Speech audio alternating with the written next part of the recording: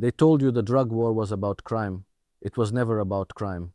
The moment word spread that El Mencho, the most feared cartel boss in the Western Hemisphere, was dead, something unusual happened. The silence from Washington was too clean, too rehearsed. Because when a man who commanded 100,000 soldiers, who moved fentanyl through every American city like clockwork, who survived drone strikes, betrayals, and a decade of DEA manhunts, when that man suddenly drops, you don't ask who killed him, you ask who needed him gone, and why now.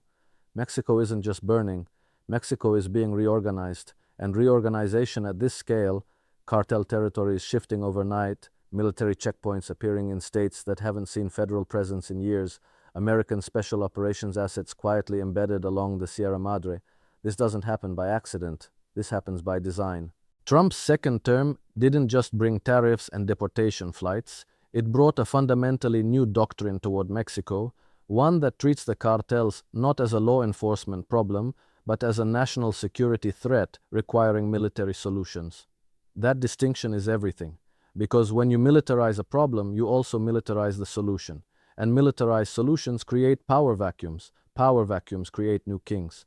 So the real question America should be asking right now isn't whether El Mencho is actually dead. The real question is, who is being positioned to replace him? And does Washington already know the name? Let's start with the geography, because geography is always where power begins. The Jalisco New Generation Cartel, CJNG, didn't become the dominant force in Mexican organized crime by accident. El Mencho, whose real name was Nemesio Oseguera Cervantes, built that organization the way empires are built. Through violence, yes, but more importantly, through discipline, through vertical integration, through the kind of organizational intelligence that would make a Fortune 500 executive uncomfortable if he ever sat down and actually studied it. CJNG controlled supply chains across 5 continents. They had cells operating in Australia, Europe, and across Southeast Asia. They weren't a street gang. They were a multinational corporation with an army, and El Mencho was its chief executive. Now here's what most American news coverage completely misses about this moment. When a structure that powerful loses its center of gravity, when the man at the top disappears, the organization doesn't simply collapse, it fractures. And fractured cartels are, in many ways, more dangerous than unified ones because now you have multiple factions, each with weapons, each with territory, each with money, and none of them with the restraint that a single commanding authority provides. That's what's happening in Mexico right now. That's why you're seeing the kind of violence that is making even hardened journalists go quiet. But here's where it gets interesting. Here's where the Trump connection stops being a conspiracy theory and starts being a geopolitical reality that anyone paying attention should be examining very carefully, because in the weeks leading up to reports of El Mencho's death, the Trump administration had done something that almost no mainstream American media outlet gave adequate coverage to. They had formally designated the major Mexican cartels, including CJNG, as foreign terrorist organizations. Now, most people heard that announcement and thought it was political theater. Strong words for a domestic audience, red meat for the base. But that designation carries legal weight that completely transforms what American intelligence agencies, military assets, and law enforcement are legally permitted to do inside Mexican territory.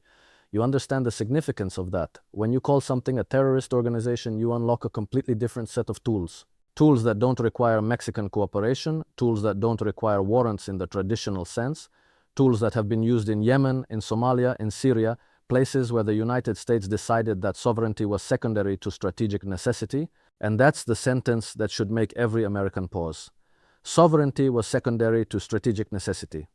Because Mexico is not Yemen. Mexico is not a failed state on the other side of the planet.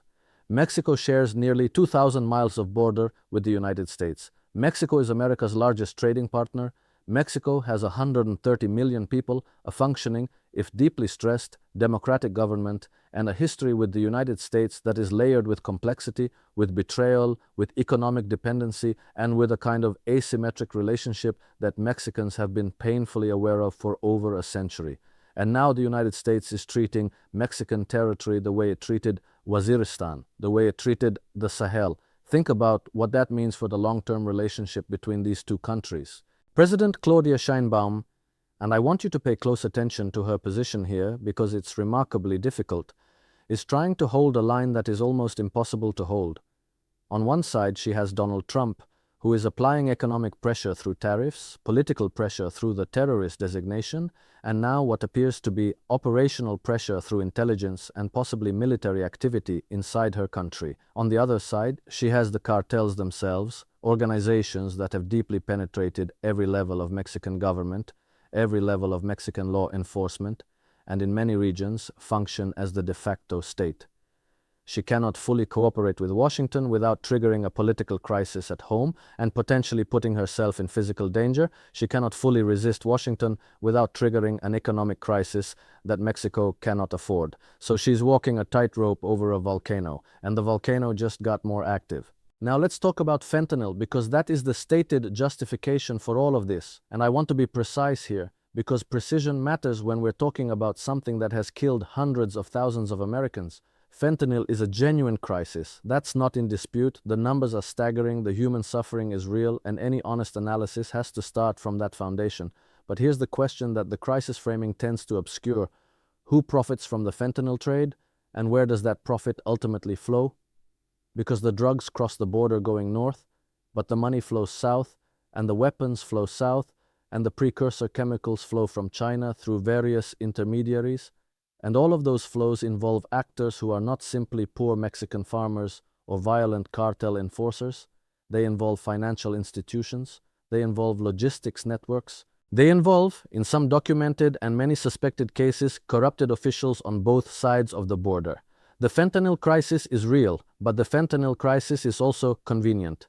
It provides a justification for a level of American involvement in Mexico that would otherwise be politically impossible to sell to the American public or to the Mexican government. And this is where I want to bring in something that rarely gets discussed in polite geopolitical company.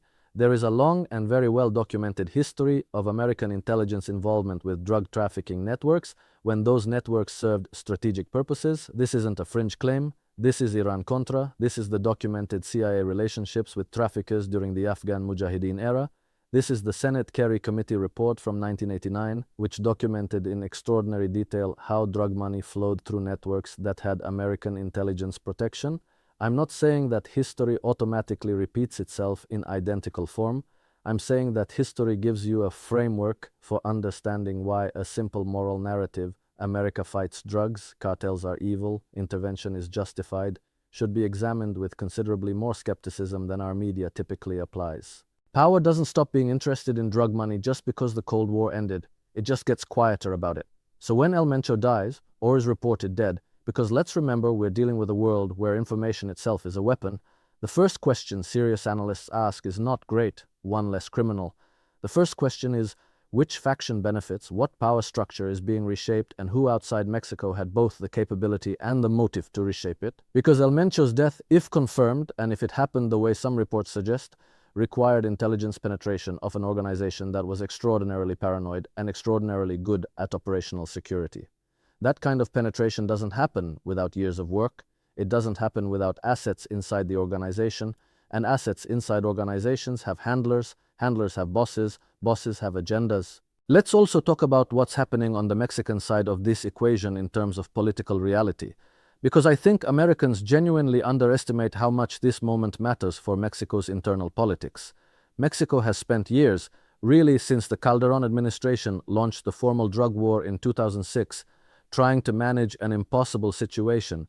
Tens of thousands of Mexicans have died. Entire regions of the country have been effectively governed by cartel structures rather than the state. Journalists have been killed at rates that make Mexico one of the most dangerous countries in the world for press freedom. And throughout all of that, the United States has simultaneously demanded results from Mexico while also, in the eyes of many Mexicans, supplying the weapons and the money that keep the cartels powerful. The guns that arm the cartels are, in overwhelming documented percentages, American guns. That's not propaganda, that's ATF data. That's something the Mexican government has actually tried to litigate in American courts. So when Trump designates these cartels as terrorist organizations and begins making noises about American military operations inside Mexico, the reaction in Mexico isn't simply diplomatic objection, it's something deeper and more visceral. It touches on the Mexican national consciousness in a way that Americans often fail to appreciate because American history doesn't carry the same kind of wounds. Mexico lost half its territory to the United States in the 19th century.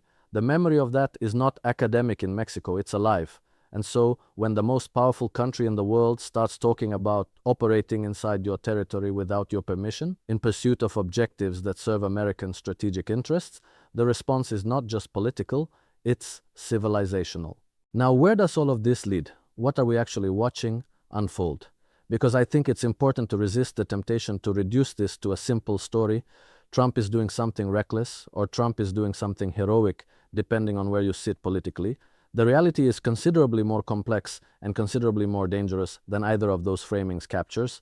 What we are watching is the acceleration of a process that has been underway for decades, the slow erosion of Mexican sovereignty in the border regions, the increasing integration of Mexican security policy with American strategic interests, and the transformation of what was once framed as a law enforcement problem into something that functions much more like an undeclared war.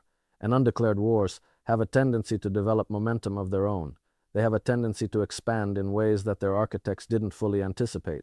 They have a tendency to create consequences that outlast the administrations that started them. Think about what a further destabilized Mexico means for the United States in practical terms. We are talking about a country that sends more immigrants to the United States than any other. A country whose economic stability is directly tied to American trade in ways that affect millions of American jobs. A country that sits between the United States and the rest of Latin America and whose stability or instability radiates outward across the entire hemisphere. If the cartels fragment and the violence escalates to levels beyond what we're already seeing, the migration flows that Trump has made, the centerpiece of his political identity, will increase, not decrease. The economic disruption from a seriously destabilized Mexico would ripple through American supply chains in ways that tariffs can't fix. And a Mexican government pushed into a corner, humiliated, economically stressed, politically pressured, is a Mexican government that starts looking for other partners. China has been very patiently cultivating relationships throughout Latin America for exactly these moments. Russia has been doing the same. The idea that you can pressure Mexico without consequence, without driving it toward alternative alignments, reflects a kind of geopolitical arrogance that history consistently punishes. And yet, and this is the part that makes this genuinely difficult to analyze cleanly, some of what the Trump administration is doing in Mexico reflects real problems that previous administrations genuinely failed to address. The fentanyl crisis is real. The cartel infiltration of Mexican institutions is real. The inadequacy of treating an organization with 100,000 armed members as a law enforcement problem rather than a national security problem, that critique has genuine merit. The question is never simply whether a problem is real. The question is always whether the proposed solution is proportionate, whether it's strategically coherent, and whether it will produce the outcomes it claims to pursue, or whether it will produce something else entirely while serving interests that aren't being stated publicly. What I keep coming back to, and I think this is the thread that ties everything together, is the question of order. Not moral order, not legal order, but the kind of operational order that powerful institutions require to function. The cartels, for all their violence, provided a certain terrible order. El Mencho kept CJNG disciplined enough that it could function as a business partner for the financial networks that laundered its money, for the chemical suppliers that provided its precursors, for the political networks that provided its protection. That order is now disrupted, and disrupted order creates opportunity for the factions that move fastest, yes, but also opportunity for external actors who want to reshape the landscape on their own terms. The United States has a long history of deciding which warlords are acceptable, which drug lords are manageable, which violent actors can be tolerated because they serve a stabilizing function within a system that ultimately serves American interests. That history doesn't make America uniquely evil. Every great power does this. Britain did it for centuries, the Soviets did it, China does it today, but it does mean that when you see a major cartel figure die at a moment of intense American strategic focus on Mexico, the most sophisticated analytical response isn't to assume it's coincidence, and it isn't to assume it's part of some clean moral campaign to protect American communities from fentanyl. The most sophisticated analytical response is to ask who needed the board cleared, what pieces are being repositioned, and what the new arrangement is going to look like once the smoke settles. Because the smoke will settle. It always does. And when it does, Mexico will look different. The cartel landscape will look different. The relationship between Washington and Mexico City will look different. And the question that Americans, real Americans, people who care about where this country is going and what it's doing in the world, The question those Americans need to be asking right now is whether what emerges from this fire is going to be something that actually makes their lives safer, their country more just, and their world more stable, or whether it's going to be something that serves a much narrower set of interests while the rest of us are told to be grateful that the bad guy is dead. History, I'm sorry to tell you, has a very clear answer to that question, and it's not the one the press conference will give you.